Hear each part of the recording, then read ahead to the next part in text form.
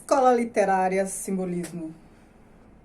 Olá pessoal, tudo bem? Eu sou a Carmen e hoje vou falar da última escola literária do século XIX, né? A gente já falou de umas 4, 5, né? Desde o romantismo. O romantismo, na verdade, começou no século XVIII, mas também no século XIX, aí realismo, naturalismo, parnasianismo e agora simbolismo. A gente está indo em ordem cronológica, né? Então, se o parnasianismo já foi ali no finzinho do século XIX, o simbolismo também. Então, assim, a gente está falando em meados da década de 80 do século XIX, certo? Como sempre, antes de mais nada, eu vou pedir para você se inscrever neste canal, caso ainda não seja inscrito, que me siga lá no Instagram, o Que Vi do Mundo. Curta esse vídeo, comente, compartilhe, enfim, todas essas questões aí de interação, todas essas ações de interação, essas ações interativas. Século XIX, como eu já fiz acho que uns 4 vídeos sobre o século XIX aqui nessas escolas estéticas, já que várias outras também são ambientadas nesse período, aconteceram, tinha esse contexto histórico, então o contexto histórico já está dado. Finzinho do século XIX, aquelas mesmas questões, cientificismo, revolução industrial, né, todas as mazelas da revolução industrial já bem acentuadas, né, já não dava para negar mais, todos os malefícios da revolução industrial, os sacrifícios humanos resultantes da revolução industrial, a natureza sacrificada, tudo isso. Poeta é muito sensível. Artista, de modo geral, é muito sensível. Poeta, então, nossa, de uma sensibilidade tremenda. A gente viu que no parnasianismo, o gênero forte do parnasianismo era poesia, certo? No caso do simbolismo também, porque os poetas são sensíveis demais. E aí, eles vão fazer crítica a quê? A todo esse contexto? Sim. Mas já não tinha escolas que faziam crítica a esse contexto, né? Já que a gente está falando do século XIX, a gente já passou por umas 4 escolas que criticavam. Sim, parece que cada uma critica um aspecto diferente, tem um núcleo duro ali que todos criticam, né? O modo de viver que não está bom. E a partir desse núcleo duro, cada escola vai se aperfeiçoando em criticar um aspecto diferente da outra. E aí, uma critica a outra, né, já que elas são sucessivas. Então, o que o simbolismo critica? Ele critica todo esse contexto, ele critica alguns aspectos do romantismo, do realismo, do naturalismo, né, principalmente, já que eles criticam o cientificismo. Nesse momento também havia o decadentismo, que não era uma escola literária, mas era ali um movimento de um grupo. Percebo que havia uma efervescência, e eu estou falando do contexto francês, esqueci de mencionar. Contexto francês, né? Parece que a França no século XIX estava assim, em ebulição, principalmente no que diz respeito a escolas literárias. Então, o decadentismo ali da França, do finzinho do século XIX, estava acontecendo nesse momento, mas os simbolistas cuidaram para não serem decadentistas. Eles buscaram uma atuação até distante do decadentismo, né, para falar, olha, não é isso, é outra coisa.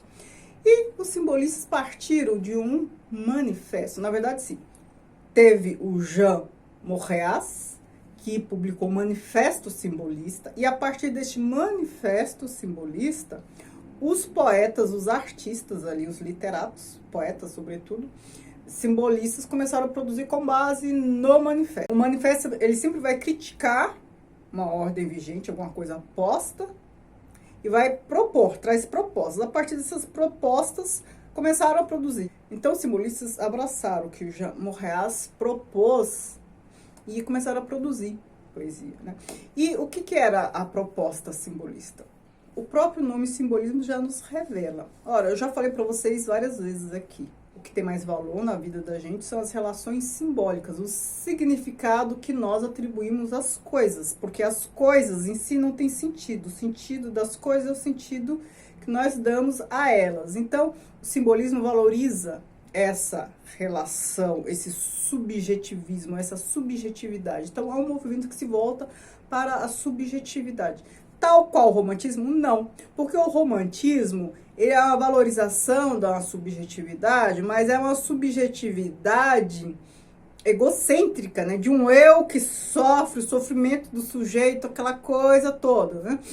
Aqui a valorização da subjetividade está mais focada né, nisso que eu expliquei para vocês, no sentido das coisas, o sentido atribuído pelas pessoas, que não é, na verdade, um sentido objetivo.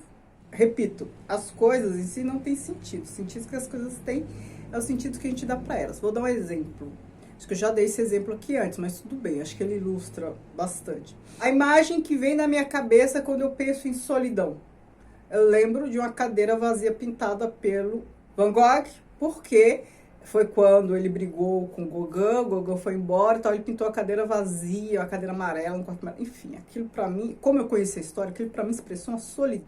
E toda vez que eu tento ilustrar a solidão numa imagem, me vem a ideia da cadeira amarela pintada pelo Van Gogh, que expressava esse abandono do Gauguin.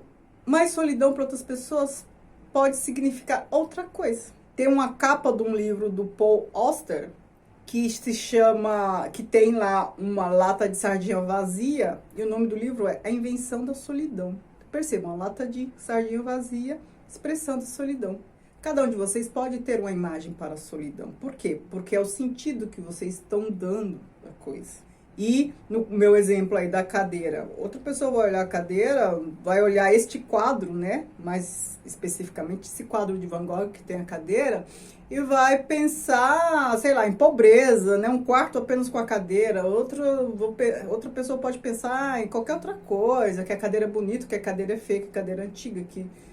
Enfim, vão pensar um monte de coisa. Muita coisa possível. Mas, para mim, aquilo expressa solidão. Isso é relação simbólica, é o sentido que eu estou atribuindo às coisas.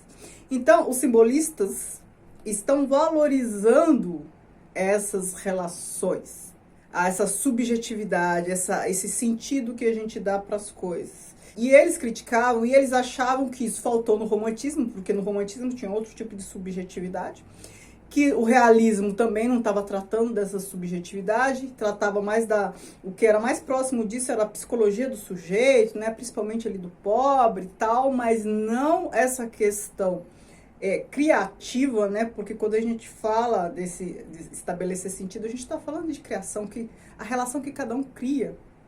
E aí eles acham que a arte, né, e aí mais especificamente a poesia, ela não pode deixar esse elan criador de lado, esse sentido criativo da arte não pode ficar de lado, e essas outras escolas estéticas deste mesmo período, né, essas escolas estéticas contemporâneas do século XIX, não estavam valorizando isso. E na tentativa de fugir do decadentismo, eles estabeleceram, não é só o antigo, né, não é um saudosismo, a gente quer um novo moderno, né? Então, assim, não é necessariamente um resgate do antigo, e sim o valor que cada um pode atribuir ao antigo, já que o novo, né, o que era contemporâneo na época, não estava tão bom.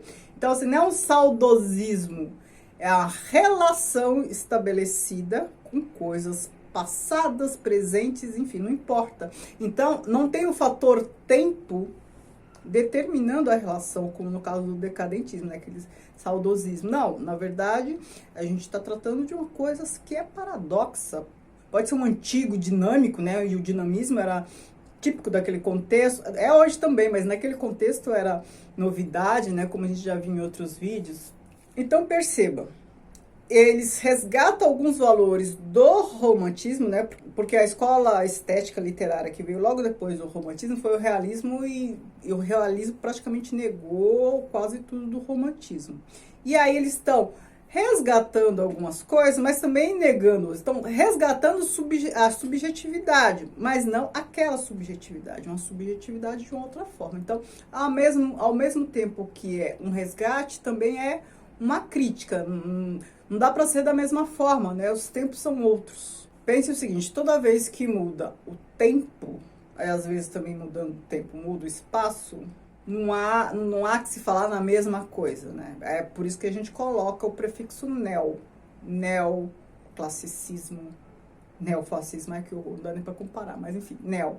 Mudou o período histórico. A resgate de uns valores, mas mudou o período histórico. Não dá para considerar que é a mesma coisa, mudou o contexto, não veio exatamente igual, tá? Tem inspiração, muita coisa é parecida, mas não é exatamente igual porque o contexto é outro. E com essa valorização dessa subjetividade, há um interesse pela loucura, né? A gente viu que lá no romantismo, muitas obras românticas, inclusive, né, tem aquele fim dramático de morte, não sei o quê, mas às vezes também é loucura. Eu lembro agora de O Seminarista, do Bernardo Guimarães, né? Loucura. Na impossibilidade de realização, não ficar louco, enfim, isso é muito comum. Aqui a loucura volta como interesse literário, mas não como um fim, um desfecho trágico. Na verdade, é o interesse pela loucura em si, não como resultado de um processo. A gente está falando de um movimento que está valorizando a relação simbólica. Se a gente entender a loucura como a razão em comum, né, como eu já disse naquele vídeo sobre a loucura, as relações estabelecidas pelos ditos loucos, elas são muito incomuns. Então, é um movimento que valoriza as relações simbólicas. Na loucura, a relação simbólica é de uma efervescência, de uma criatividade, de uma sensibilidade fora do comum.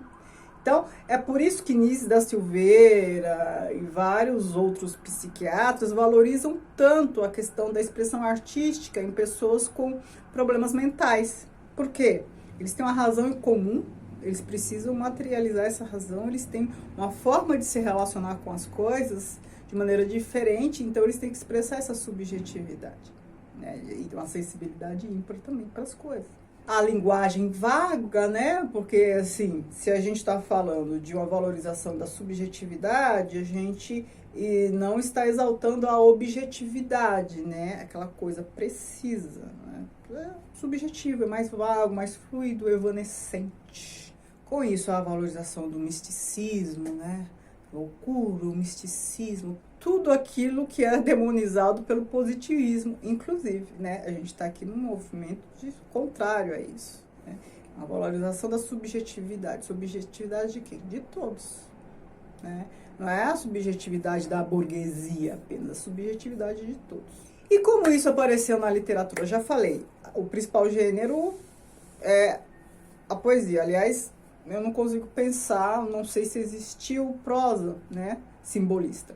Tem o quê? Poemas em prosas que são simbolistas, mas prosa pura mesmo eu não conheço. E aí, o que a gente tem? Pensando na questão formal, né, da poesia. A gente tem, sobretudo, uma forma fixa, soneto. O grande gênero literário, poesia, na sua forma de soneto. Então, muitos sonetos foram produzidos. E a poesia, pense que, se a gente está falando de uma escola que valoriza as relações simbólicas, essa imprecisão, poesia é o melhor gênero, gente, não tem outro. Para você estabelecer essa questão evanescente, relações que não são objetivos, a valorização, aquela coisa fluida, poesia. E aí, uma característica desses poemas é o quê? O uso de sinestesia, né? Para expressar bem esses valores do simbolismo. O que é a sinestesia? É o conflito de sentidos, é a contradição de sentidos. Então, nós temos 5 sentidos, certo? Tato, olfato, visão, paladar, audição. A gente sente cheiro com olfato, gosto com paladar, percebe as cores com a visão, percebe a temperatura com tato, percebe o som com audição. E aí a sinestesia mistura tudo. Então é como falar vermelho, amargo. O vermelho a gente apreende com a visão, o amargo com o paladar. Então as poesias simbolistas estão repletas de sinestesias. E é claro, se a gente está falando de um movimento que valoriza as relações simbólicas, metáforas, né? Então, as figuras de linguagem mais usadas são as metáforas, né? Sonetos repletos de metáforas e sinestesias. E agora, quem foram os grandes representantes do simbolismo? Na França, acho que o maior, o mais famoso é o Baudelaire, um dos meus poetas favoritos, já citei ele por aqui, né? E aqui a gente tem Le Petit Poème Rose, tudo que eu tenho dele está em francês, gente. Então, Les Fleurs du Mal. Então, As Flores do Mal, os pequenos poemas em prosa. O poema dele que mais expressa o simbolismo, né? Assim, o mais famoso, mais representativo do simbolismo é correspondências. Vocês vão ver tudo isso que eu falei para vocês. Soneto, sinestesia, metal, vocês vão ver tudo isso. Então, se você tiver interesse, procure lá, correspondências. Um outro francês maravilhoso também é o Rimbaud. O Rimbaud, um daqueles poetas assim que você não acredita que existiu. Ele, muito jovem, produziu isso aqui, Uma Temporada no Inferno, a obra mais famosa dele. Por que Uma Temporada no Inferno? A gente está num contexto de partilha da África. E a África era ali o continente misterioso, selvagem, primitivo, que precisava ser explorado, civilizado, cristianizado. A França tinha colônias lá, então era muito comum viajarem para lá. E ele passou um tempo lá, o Rimbaud passou um tempo lá. Esse poeta, ele é incrível porque ele, muito jovem, 20, 21 anos, produziu essa obra maravilhosa, muito bem feita. E a minha edição é bilíngue. Acho que o poema dele mais famoso e que expressa bem o simbolismo chama Le Bateau Ivre, que acho que em português ficou como O Barco Bêbado. Veja que título mais simbolista, Barco Bêbado. Vocês percebem a valorização do significado das coisas, das relações? Que é um barco bêbado, você pensa, né? Um barco singrando de maneira pouco lógica ali pelo mar. Um outro grande poeta, menos conhecido aqui no Brasil, é o Paul Verlaine. Infelizmente não tem nada dele, mas ele era simbolista. Ele era namorado do Rimbaud, os dois brigaram, um deu tiro no outro no meio da rua. Enfim, né? Barraco.